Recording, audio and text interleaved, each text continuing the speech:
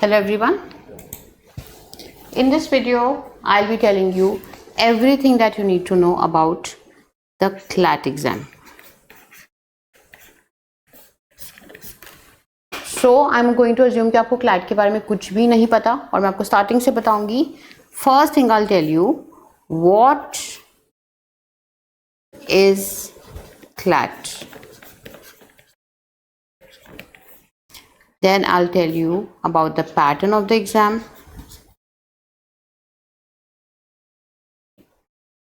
Then we'll see the syllabus of the exam. And now we'll see as how to begin your preparation. कैसे start करो आप?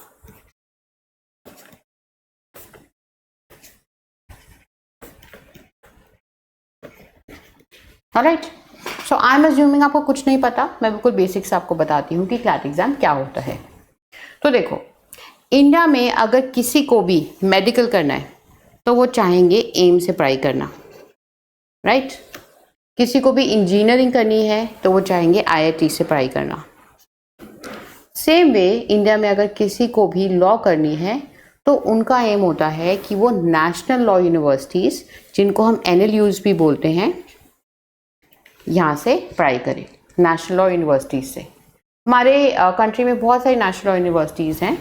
Total 25 हैं, जैसे कि बैंगलोर, जोधपुर, हैदराबाद, कलकत्ता, दिल्ली, बड़ी सारी जगह, पटियाला, बहुत सारी जगह है national law universities. And this is the best place जो कि ऑफ़र करती है हमें 5 ईयर LLBs, राइट? तो 12th के बाद किसी भी बच्चे को अगर लॉ करनी है तो उसका एम होगा कि वो इन नेशनल लॉ यूनिवर्सिटी से पढ़ाई करे. यहाँ से आपको मिलती है इंटीग्रेटेड डिग्री, 5 ईयर डिग्री आपको मिलती है, जैसे BA LLB या फिर BBA LLB या BCA LLB. तो आपकी ग्रेजुएशन प्लस LLB की आपको डिग्री मिलती है अगर आप यहाँ से पढ़ते हो तो. एंड नेशनल लॉ यूनिवर्सिटीज़ में पढ़ने का कोई डायरेक्ट रूट नहीं है. आप ऐसा नहीं कर सकते कि आप किसी NLU में जाके डायरेक्ट एडमिशन ले लो. अगर किसी भी NLU में आपने पढ़ना है तो आपको एक एग्ज़ाम देना होता है called the CLAT exam, which is also called as common law admission test. तो I be more specific, India की 24 नेशनल लॉ यूनिवर्सिटीज़ में अगर आपको पढ़ना है तो आपको एक CLAT एग्ज़ाम देना होता है. आप एग्ज़ाम में बैठोगे, आपकी एक रैंक आएगी, आपका एक स्कोर आएगा, उसके बेसिस पे आपको NLU अलॉट होंगी, राइट? एक इसमें एक्सेप्शन है, सारी नेशनल लॉ यूनिवर्सिटीज़ CLAT के अंडर आती हैं except one, that is NLU Delhi. अगर आपको दिल्ली की नेशनल लॉ यूनिवर्सिटीज़ में अगर आपको पढ़ाई करनी है तो वो अपना एक अलग एंट्रेंस कंडक्ट करती है which is called IELET, AILET, all India law entrance test. तो अगर आपको यहाँ से LLB करनी है तो आपको IELET का एग्ज़ाम देना पड़ता है. तो मेजरली सारी नेशनल लॉ यूनिवर्सिटीज़ के लिए आपको एक कॉमन एडमिशन एग्ज़ाम देना पड़ता है, दैट इज़ CLAT. अगर आपको दिल्ली से ही करनी है, NLU दिल्ली से ही अपनी पढ़ाई करनी है, तो आपको एक अलग एग्ज़ाम देना होता है IELET. तो मेजरली आप देखोगे जितने भी स्टूडेंट्स होते हैं वो CLAT एंड IELET दोनों एग्ज़ाम देते हैं. दोनों काफ़ी अच्छे लेवल के एग्ज़ाम्स होते हैं. सो यू कैन ऑलरेडी सी कि CLAT is a very important exam. सारी NLUs के लिए बेसिकली आपको CLAT ही देना होता है. इसके अलावा CLAT एग्ज़ाम के और भी बेनिफिट्स होते हैं. और कुछ यूनिवर्सिटीज़ हैं जो अपना अलग से कोई एंट्रेंस अब कंडक्ट नहीं करती. वो भी आपके CLAT एग्ज़ाम में जो स्कोर आता है उसके बेसिस पे आपको अपनी यूनिवर्सिटी में एडमिशन देती हैं. फॉर एग्जांपल, दिल्ली में एक बड़ी फेमस यूनिवर्सिटी है गुरु गोबिंद सिंह इंद्रप्रस्थ यूनिवर्सिटी, और you can also call it IP university. बहुत बच्चे यहाँ से लॉ करना चाहते हैं. आज से कुछ साल पहले तक तो ये अपना अलग से एंट्रेंस कंडक्ट करती थी, बट अब IP यूनिवर्सिटी कोई एंट्रेंस कंडक्ट नहीं करती. ये आपके CLAT के स्कोर के बेसिस पे आपको एडमिशन देती है अपनी कॉलेजेस में. पहली चीज़. इसी के साथ साथ अभी रिसेंटली ही दिल्ली यूनिवर्सिटी ने भी 5 ईयर LLB स्टार्ट की है. पहले यहाँ पे सिर्फ 3 ईयर LLB होती थी. इन्होंने भी अब आफ्टर 12th LLB स्टार्ट कर दी है, 5 year integrated programme.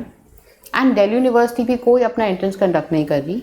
They are also saying कि अगर आपको यहाँ पे पढ़ना है तो आप CLAT एग्ज़ाम दो, क्लैट एग्जाम में जो आपका स्कोर आएगा उसके बेसिस पे हम यहाँ पे आपको एडमिशन देंगे। So CLAT exam is very important because सारी NLUs के लिए भी, उसके अलावा और भी कुछ एंट्रेंसेज हैं जहाँ पे क्लैट के स्कोर के बेसिस पे ही आपको एडमिशन कर मिलता है। एक मैं आपको चीज़ और क्लियर कर देती हूँ, तो ये चाहे एंट्रेंस नहीं कंडक्ट करती बट आपको इनका फॉर्म फिल करना होता है, ठीक है। बहुत सारे बच्चे सोचते हैं कि यहाँ पे क्लैट का स्कोर लगेगा तो फॉर्म भी फिल करने की ज़रूरत नहीं है, जब रिजल्ट आएगा तो विल कॉन्टैक्ट, ऐसा नहीं होता। You have to make sure कि जब इनके फॉर्म्स आउट हो तो आप इनके फॉर्म्स फिल कर दो और बाद में आपका क्लैट का स्कोर यहाँ पे एंटर किया जाता है, ठीक है। फर्दर अगर आपको डिटेल्स चाहिए you can always call us and I will help you out, alright. So ये थी बेसिक बात about what is CLAT exam. Now let us understand what is the pattern of the exam and what is the syllabus of the exam. So CLAT के exam में आपके 120 questions आते हैं and you are given 120 minutes for the exam.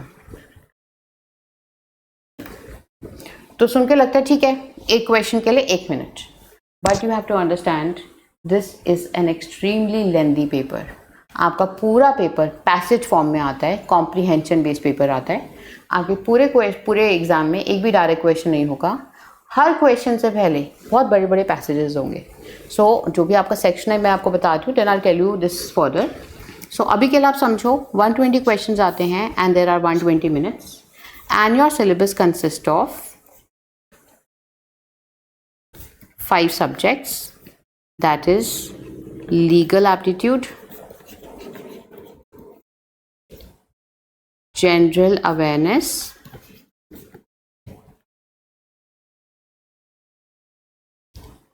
English comprehension, reasoning and maths. And approximately what I can say is that maths से आपके करीब 10 questions आते हैं। maths is the smallest part। बाकी सबसे आपके 25 to 28 questions आते हैं in the exam, right? किसी से 30 हो गए, किसी से 20 हो गए, तो maths सबसे छोटा section है। बाकी सबसे approximately 25, 27, 28 questions आते हैं in your exam, alright? But let me tell you that your entire paper is comprehension based. अगर मैं आपको मैथ्स का भी बोलूँ तो मैथ्स में मैंने आपको बोले 10 क्वेश्चंस आते हैं, तो इट डजंट मीन कि 10 सेपरेट क्वेश्चंस आते हैं। एक बड़ा क्वेश्चन आएगा, इतना बड़ा आपको दिया होगा पैसेज टाइप का, उससे रिलेटेड नीचे 5 क्वेश्चन होंगे। अगेन एक ऐसा क्वेश्चन होगा बड़ा क्वेश्चन कॉम्प्रीहेंशन बेस्ड, जहाँ बहुत सारा आपको डेटा दिया होगा एंड देन उससे related another 5 question. Even GK भी मैं आपको बताऊंगी तो पूरे पैसेजेस आपको दे देंगे न्यूज़पेपर से पिक करके एंड उससे related you will get questions. So paper is very time taking, तो आपको अपनी स्पीड पे बहुत ज़्यादा काम करना होता है। नो मैटर हमें कितने अच्छे से सब कुछ आता है, तो speed is again a very important thing and speed पे काम करना इज़ वेरी एसेंशियल, क्योंकि पेपर कंप्लीट कर पाना ही एक बहुत बड़ा टास्क होता है, ऑलराइट। सो ये था हमारा pattern and syllabus of the exam. हाँ, अगर आपको डिटेल्ड सिलेबस जानना है कि फर्दर इनमें क्या क्या आता है, I have another video, you can watch that. You can always visit us और call us also at Mansarovar law centre, we'll help you out, alright. Now let me tell you that मैंने अभी तो आपको बेसिक बातें ही बताई हैं, but you need to know कि हम अपनी प्रिपरेशन कैसे स्टार्ट करें। So suppose at this moment only you want to start कि अब मैं अपनी क्लैट की प्रिपरेशन स्टार्ट करूँ, तो आपको क्या क्या करने की ज़रूरत है, बेसिक चीज़ें जो आपको करनी ही है। Let me tell you that, alright. So there are 6 things which you must do when you want to prepare with a proper strategy, alright. So first thing I would like to say that you must have a look at previous year papers.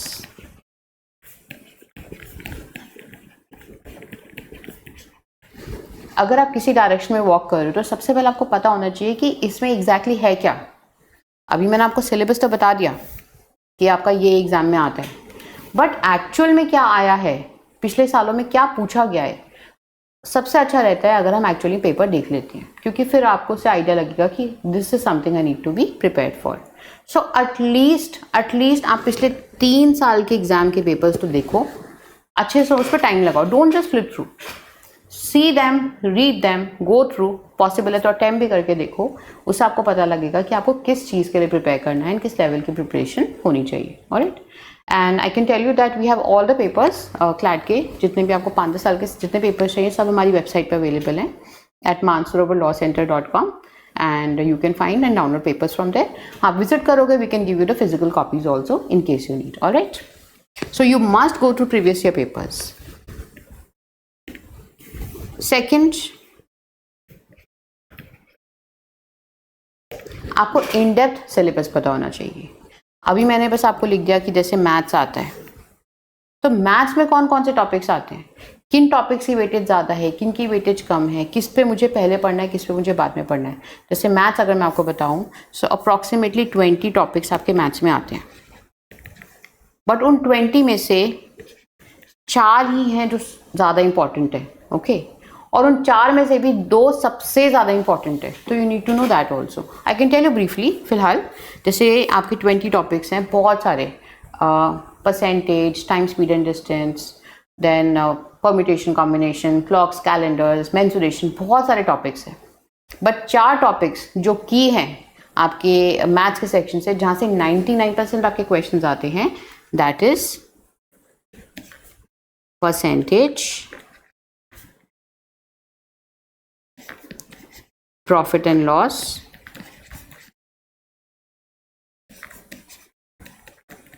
Average and ratio and proportion. सबसे important. और इनमें भी I would say these 2 are even more important. तो अगर आज आप ये 4 topics पहले करोगे तो आप देखोगे कि आपका मैथ्स का सिलेबस काफ़ी हद तक डन है.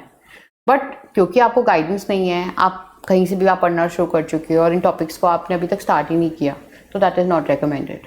तो आपका जो सिलेबस है वो आपको डिटेल में पता होना चाहिए कि कौन कौन सी चीज़ आपको कवर करनी है. उसमें भी ज़्यादा इंपॉर्टेंट कौन सा है, कम इंपॉर्टेंट कौन सा है, ये भी आपको पता होना चाहिए. उसी के हिसाब से आपको अपनी प्रिपरेशन करनी चाहिए. Alright. Then the backbone of the exam is newspaper.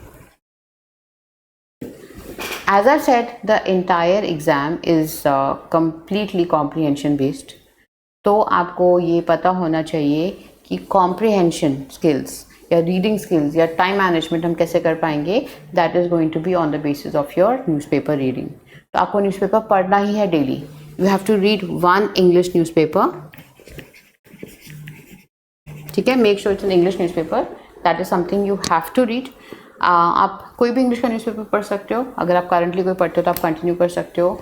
अगर आपने कोई नहीं पढ़ते आप, तो मेरा सजेशन रहेगा that may be you can start with Indian express. That is a very comfortable newspaper and that is a very student friendly newspaper also. I would not suggest आप हिंदू पढ़ो. काफ़ी कॉम्प्लिकेटेड है, काफ़ी ड्राई पेपर होता है और it is not specially useful for CLAT. तो I would suggest Indian Express पढ़ो आप. ठीक है, रेस्ट वॉट एवर आप पढ़ लो, बट आपने पढ़ना ही है. बाकी सब चीज़ें साइड करके सबसे पहले जब आप मॉर्निंग में उठो, आपका पहला काम होना चाहिए कि मेरे को न्यूज़पेपर आज की डेट में पढ़ना ही है. हाँ, कैसे पढ़ना है वो और भी डिटेल्स होती हैं, क्या सेक्शंस पढ़ने हैं, I can help you out later also about that. But अभी के लिए आपको कि आपको न्यूज़पेपर पढ़ना ही है. Alright. Then I would like to say that you must work on your vocabulary also. क्योंकि पूरा पेपर पैसेज बेस्ड आता है, तो बहुत बारी ऐसे वर्ड्स होते हैं जिनका हमें मीनिंग ही नहीं पता. तो वो तभी पॉसिबल है अगर हमारी वोकैबुलरी स्ट्रांग होगी, तो हम पैसेजेस को कर पाएंगे. तो वोकैबुलरी स्ट्रांग करने के लिए आप कोई अच्छी मार्केट से बुक परचेज कर सकते हो. हाँ, अगर आप ज्वाइन करोगे मानसरोवर तो हम एक बहुत अच्छी कॉम्प्रिहेंसिव बुक देते हैं, एग्जॉस्टिव बुक देते हैं, जहाँ से मोर और लेस आपके एग्जाम के लिए सफिशिएंट होता है. एंड इनफैक्ट एग्जाम से थोड़ा ज़्यादा ही होता है उसके अंदर, राइट. तो but you must work on your vocabulary. Vocabulary newspaper पढ़ने से भी बहुत इंप्रूव होएगी, बट एक बुक भी आपको परचेज करनी ही चाहिए जो आपकी वोकैबुलरी में हेल्प करे. Alright. Then a very very important thing I would like to say beginning में ही, कि आप एक मॉक टेस्ट दो.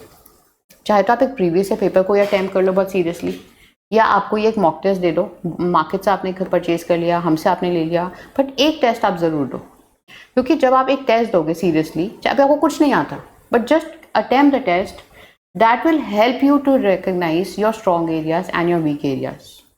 हो सकता है आपको लगता है कि मेरी इंग्लिश इतनी अच्छी नहीं है, बट शायद अटेम्प्ट करके आपको लगे नहीं, इंग्लिश तो मेरा ठीक था. हो सकता है आपको लगे कि मेरा जीके काफ़ी वीक है या जीके मेरा स्ट्रॉन्ग है, बट आपने अटेम्प्ट करा और आपने कहा नहीं, जीके तो आप नहीं आंसर कर पा रहे थे.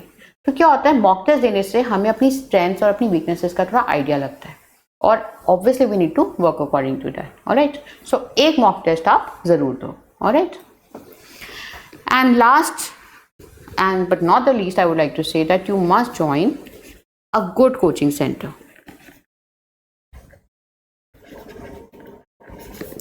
This is something I'm saying because अगर आप एक अच्छी कोचिंग ज्वाइन करते हो तो उनके पास एक बहुत तरह का एक्सपीरियंस होता है जो आपके पास नहीं है। बहुत बार हम सोचते हैं कि नहीं, मुझे किसी की हेल्प की रिक्वायरमेंट नहीं है, मैं बहुत मेहनत करूँगा और मैं अल्टीमेटली अपना गोल पे अचीव कर जाऊँगा। बट आपको एक चीज़ रियलाइज़ करनी पड़ेगी कि आप शायद बहुत मेहनत करके एक चीज़ समझ पाओगे, शायद आपने एक हफ्ता लगा के शायद कोई चीज़ समझी, क्योंकि कोचिंग को बहुत सालों का एक्सपीरियंस है, शायद आपको पहले ही बता दें कि आप क्या क्या गलतियाँ कर रहे हो। So that is going to save you lot of time. And coaching हमें एक गाइडेंस दे देती है, हमें बता देती है कि which path to go on, this book is not useful at all, this strategy is not good, नहीं ऐसे मत करो। और एक कोचिंग ज्वाइन करने से हमारी एक रेगुलरिटी भी बनती है, तो उनकी एक्सपर्टीज़ भी मिलती है और हमारी एक रेगुलरिटी बनती है एंड हमारे सिलेक्शन के चांसेस बहुत ज़्यादा हो जाते हैं। सो आई वुड लाइक टू से कि आप 2-3 कोचिंग शॉर्टलिस्ट करो, 2-3 जगह ट्रायल लो। ऑब्वियसली आप मानसरोवर में भी ट्रायल लो, एंड जब आप 2-3 जगह ट्रायल लेते हो तो आप कंपेयर भी कर पाते हो कि मैं कहाँ कंफर्टेबल फील कर रहा हूँ या कर रही हूँ, एंड मुझे कहाँ अच्छा लग रहा है पढ़ के, and definitely that is going to be very helpful. You must take trials. Alright, so आपको मैंने क्लैट के बारे में बेसिक्स बताए, then I told you उसका syllabus, उसका pattern and how to begin your preparation. Please do these things. Previous year papers go through करो, in-depth syllabus देखो, न्यूज़पेपर डेफिनेटली प्लीज़ आज से ही सब्सक्रिप्शन लो फिजिकल पेपर की, not E paper. Alright, vocabulary की एक book लो, एक mock test दो and एक गुड कोचिंग को स्टार्ट करो। 2-3 दिन में इन कामों को आप करो और उसके बाद प्रॉपरली अपनी प्रिपरेशन आप स्टार्ट करो। इसके अलावा अगर आपको कोई भी चीज़ पूछनी है, कोई डाउट्स हैं, you can always write in comment section and I will be helpful. I make sure that I reply to your comments and I wish you all a very best of luck for your future. Thank you.